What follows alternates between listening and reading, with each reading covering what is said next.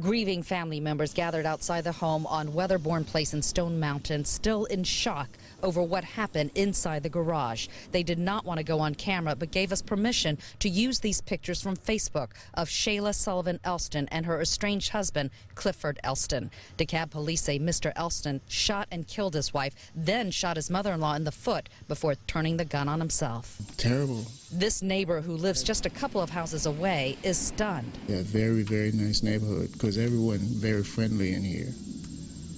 Wow. This is video we got shortly after the shooting around 12:40 Tuesday morning as DeKalb police began their investigations. Emotional family members started arriving at the scene. Police say the couple was separated, but the family knew the husband was coming over. And he was to return last night and pick up some belongings. But when he arrived last night, he began shooting. I asked DeKalb police to check for any history of violence at this home. They found none and say the family only moved in a few months ago. The couple's two children, just 12 and 14 years old, were in the home when the shooting happened, but police say they were not near the garage and did not witness it. Investigators say the 12 and 14-year-olds are now with family. In DeKalb County, Sophia Choi, Channel 2 Action News. All right, it's the best day of my life. This your boy Butler. I'm with my partner though, man. We've been knowing each other for a long time. Do me a favor, introduce yourself to the best day of my life crew. Man, my name is Terrence, man. I'm from Decatur, McAfee to be exact. 7 McAfee, that was around the time the 7 McAfee was running. So if you know anything about the 7 McAfee, you know. All right, so we've been knowing each other for a long time. And you just brought up something that just really just scared the bejesus out of me. We was going to college together, folks. What you remember about that? Because I'm pretty sure you can, you might bring something up that I might be to forgot about. Man, listen, man, I know when I seen him, I was ecstatic. I was proud of him. You know what I'm saying? I seen him when he first jumped out the porch before any of y'all seen him, before y'all seen him who he is now. You know what I'm saying? And when I seen him back then, he was still a great person. And he's an even better person now. What was you going to school for? I was going to school for criminal justice. Okay. I was going to school for marketing. And what school was you going to? Metropolitan. Okay. How did that end up? I mean, honestly, I was really kind of just going for the girls, I'm gonna be honest. I was bullshitting, you know what I'm saying? But I was passing, but I was bullshitting, and I wasn't finna waste no more of my time or their time. But it ended up working out, like, I ended up getting a job at Value Village right up the street, so. And anybody know me, I love vintage. Okay. Thrifting. So, what part, you say you from the McAfee area? Yeah, Glendale. Okay. So, where are you in not rank, but in age with your other siblings? I'm the baby. You the baby out of how many? It was 4 of us. Okay. Who, can you name them? Kim, she's 56. Okay. Demetrius, he's my Mathin ain't Mathin. Okay. And me and my sister, we 4 years apart, so I'm 38. Okay, you and your sister, what's her name? Shayla. And my brother was named Demetrius. They're both deceased. Demetrius is deceased. What? And if you don't want to talk about it, we don't have to. What happened to Demetrius? Yeah, that's a really touchy subject. I'm still kind of going through it. Okay. Yeah. My sister, I don't mind. Okay. So you and your sister were 4 years apart. Right. That was who I was like. Me and my brother, we was all raised in the same house too. You know what I'm saying? My sister, you know, Kim, she moved out at a very young age. So, you know what I'm saying, it wasn't until I got a little older that, you know what I'm saying, we started bonding and got closer. But Demetrius and Shayla, you know, they was in home with me. And me and Shayla, we had the same mother and father. Okay. Demetrius and Kim, they had the same mother and father. Okay. So we all share the same mother, but I don't do no have this, have that. Yeah, brother and sister. Yeah, got you. So Shayla passed away when? 2016, on her birthday. On her birthday. And right. Again, we won't touch it if you don't want to touch it, but if you can give us can you give us a story? Yeah, most definitely. Because I want to, you know, help somebody else that might be going through, that grief. Know what I'm saying, that grief. Uh-huh. You know what I'm saying, what we did know my sister was going through. You know what I'm saying? What she was dealing with. 2016, man. I was 53 days sober. I had joined Narcotics Anonymous. Sober from what? Alcohol, weed, cocaine. You know what I'm saying? And I didn't know why I wanted to. I woke up one day and was like, sick and tired of myself. Yeah. You know what I'm saying? It's not until you sick and tired of yourself till when you know what I'm saying, it works. If you work it. Gotcha. Okay, so it's your sister's birthday. Right. Y'all having a party? Yeah, it was her birthday. She picked me up from my last NA. Oh, one more question. Yes, sir. So you went to rehab and... Well, it's not rehab. It's an open, free meeting. They're everywhere. People wouldn't even know where they're at. They're free. It's not forced. It's not court order. None of that. That was going to be my next question. Yes. Were you sentenced to go there or you just decided that you was going to go? One of my best friends was going. Bet. And I went to a meeting with her. Is that place still open? Yes. Would you recommend it to somebody that was in it? Absolutely, man. My best friend, she's... Okay, so it's your sister's birthday. Right. What happens? She picked me up from my last Narcotics Anonymous meeting. Not my last meeting forever, but, you know, that particular night. And so, of course, I'm sober. I'm in my right mind. You know what I'm saying? And my sister and her husband and her, you know, her two boys had been staying with us. We was all staying together a total of 3 months. We had moved back in, you know. What part of town? Stone Mountain. Okay. Right around the corner from Indian Creek train station. We had moved back in with my mom because, you know, her husband was going through a divorce and, you know, she needed our help. Mm-hmm. Which I felt like, you know, God was bringing us all together, you know what I'm saying, once again, because I hadn't really been able to just be how me and my sister was being in the house because, you know, when she got married, she got married at 19. Mm-hmm. You know, so they got married young. And he was suffering from, he was bipolar. Was this something that a physician had? Yeah. Okay, so this was documented. Did he take any meds? We didn't know when he moved in, he had got off his meds, and we didn't know how severe it was until he moved in. Okay. It wasn't until he, you know what I'm saying? And the next day, prior to that happening, me and my mom was supposed to go with him to get him back on his medication. Okay. So, and I'm about to rewind. Mm-hmm. So when we got back from, you know what I'm saying, the meeting or whatever, my older sister was there, the two boys there, my mom and me. Okay. We in there, you know what I'm saying, having a good time. And he was, you know, when you bipolar, and I don't know if nobody have anybody or know anybody that's bipolar, you know what I'm saying, you see things and you overthink things and you overanalyze things that might not really be going on, but to you, it's going on. Yeah. You know what I'm saying? And my sister, we both had been diagnosed with thyroids when we was younger. Mm-hmm. Both sides of the family. She had hyper, I had hyper. I couldn't keep weight on me. She couldn't keep weight on her. But she started losing weight. She started looking good. And we all know what that means. You know what I'm saying? Men start feeling self-conscious. They feel like, you know what I'm saying, she got somebody else, you know what I'm saying? But and truly, my sister was just happy with the skin she was in. Yeah. You know what I'm saying? So they had an argument about some sexual stuff, and they both got upset, and he went outside and he told me, he was like, you know, I just want to kill myself. I'm just like, oh, whoa, you know what I'm saying? Was this his first time talking like this? No. Okay. And I'm like, you know, just calm down, trying to calm down. So, you know, I went and told my sister, you know what I'm saying, they called the police out there, but, you know, the police couldn't make him go get help, but he agreed to, you know what I'm saying, go to his brother's house. Yeah. Which he stayed right up the street. And they're both, when I say brother, they're both adopted. They were adopted. You know, they're not biological brothers. He was adopted growing up. Okay. So he never knew his biological parents. Well, he knew his mother because of my sister. Gotcha. She found him, whatever. But, hold on, your sister helped her husband find his biological mother. And that's when he found, yeah, that's when he found out that his biological mother was schizophrenic and bipolar. So that's what he inherited from her. He was Creole. He was from New Orleans. So, going back, so the police came out there, and, you know, the police followed him out there, you know, followed him out the complex. They really didn't follow him out the complex. He just followed him out off our street. Mm-hmm. They went separate ways. I say not even 10 minutes, he came back around.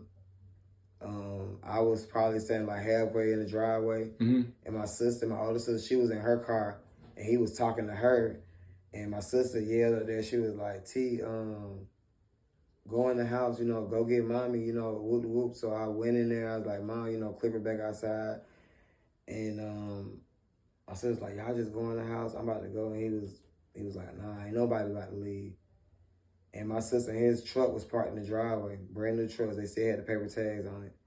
And he went in his truck and he let loose. He let loose at me first.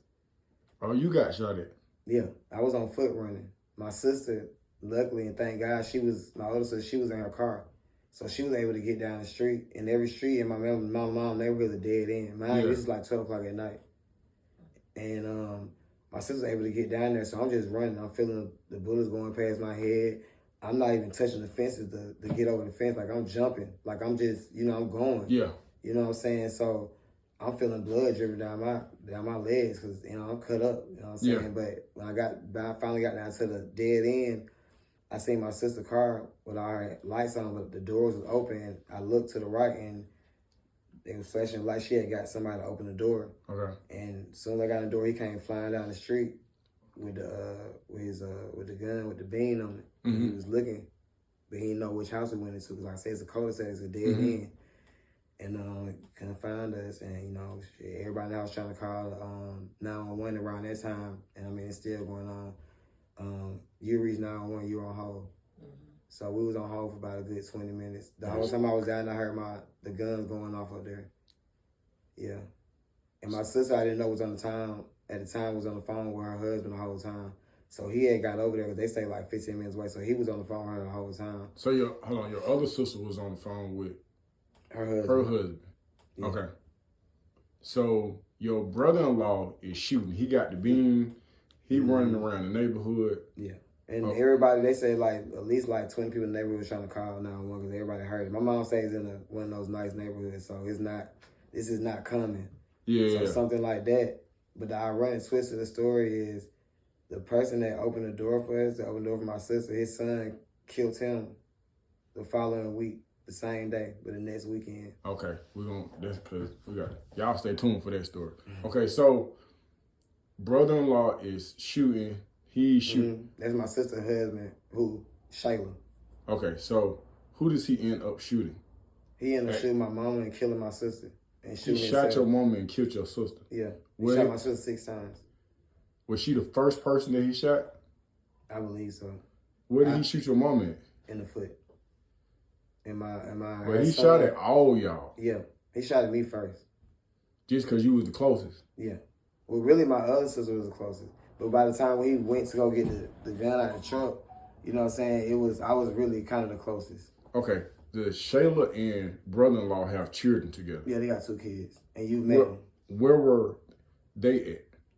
Savante, his brother locked him downstairs in the basement where they stayed at. And Christian was the one that pulled my mom in the inside. So he heard his dad kill himself.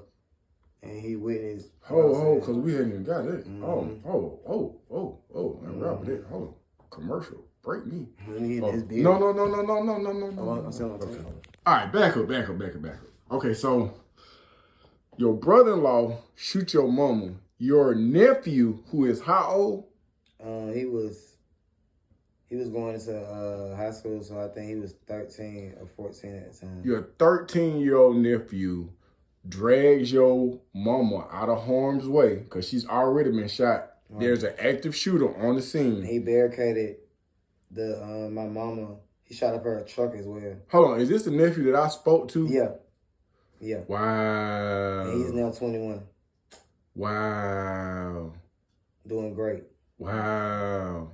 So his daddy shot his grandmama and killed his mama. Yeah, my sister had enough breath for her to tell him to close the door. And so save my mom. When he shoot your sister, he shoot her and then he started shooting at other people. Yeah, he shot at the house. He ridiculed the house. One firearm? Yeah, but when they went in the house, he had over 25 guns.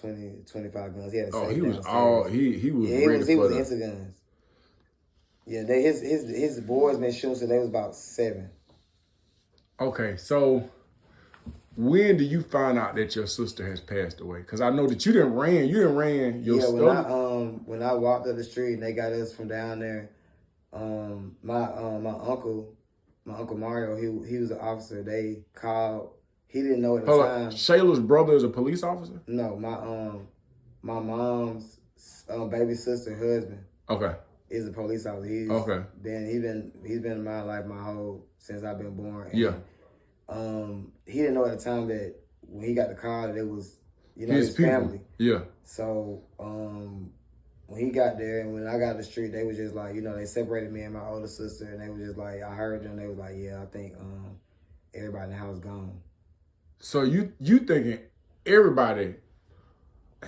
But before, because I had a asthma attack and had a seizure, so before I did that, I seen my mom come out the front door.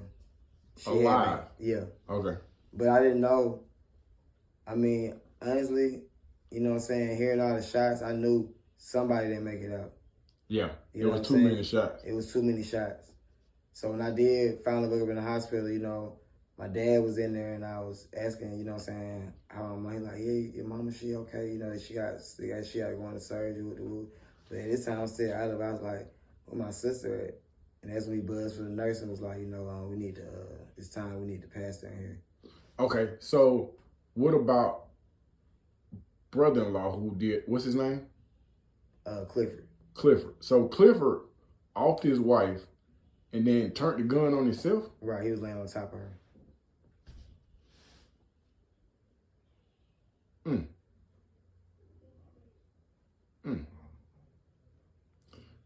So this was 6 days before the boys started school, entering middle school and high school.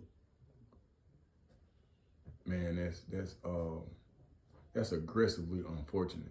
I'm gonna start right there. So in reference to domestic violence and just the battering of women and just like mental health, because I'm not making an excuse for Clarence. Is it Clarence? Clifford. I'm not making an excuse, but he technically is mentally not in the space where he need to be. So I'm saying, what advice would you have for somebody that is battling both mental health awareness, and most importantly, domestic violence? Like, what advice could you give to a single mother or a mother in a relationship that could avoid a potential catastrophe? Well, my intake on it is my sister, she definitely wasn't going through domestic violence. But see, what I'm gonna get into is that, abuse is abuse. Mental is the worst abuse. That's the hardest to heal from. Because you start to believe that's who you are. You know what I'm saying? So at the end of the day, love yourself first. You know what I'm saying? If somebody say they can't live without you, once upon a time they ain't even know you. And when they leave here, they still ain't gonna know you. Because we all going to different places for different reasons. So keep in mind that, keep the focus on you no matter what. You know what I mean? You can help that person get help. You can do all you can, but that person got to want to get help. What are some of the signs that they could be aware of, though? Because sometimes it just seems like they kind of came out the blue. I mean, there are a lot of signs. You know what I'm saying? When somebody just, they call your phone over and over and over, you know what I'm saying? Like that. I mean, people, I got friends like, yeah, I think it's not cute. You know what I'm saying? Because don't keep calling my phone. At the end of the day, I'm gonna call you back. I'm doing something, whatever, however. But when somebody does something repeatedly, it becomes insanity. And it soon goes into, you know what I'm saying? It's crazy because after my sister got killed, it's been several cases in our community. And I'm not just, focusing on our community, but I am. You know what I'm saying? Because there has been a lot of cases. You know what I'm saying? These kids are who we left to raise. If you could say something to your sister and know that she is receiving exactly what it is that you're saying, what would you say to her? That I love her, you know what I'm saying? And she's the strongest person that I have ever met. You know what I'm saying? She's always put everything and everybody before her. You know what I'm saying? And my sister was a very private person. And it was just God willing that he brought all of us in the same house at the same time, you know what I'm saying? it's been a long time since we was young that since she left the house as an adult, that we've been in the same house. You know what I'm saying? We used to sit in the same room, you know, birthday party. So, you know what I'm saying? It was just, I'm grateful.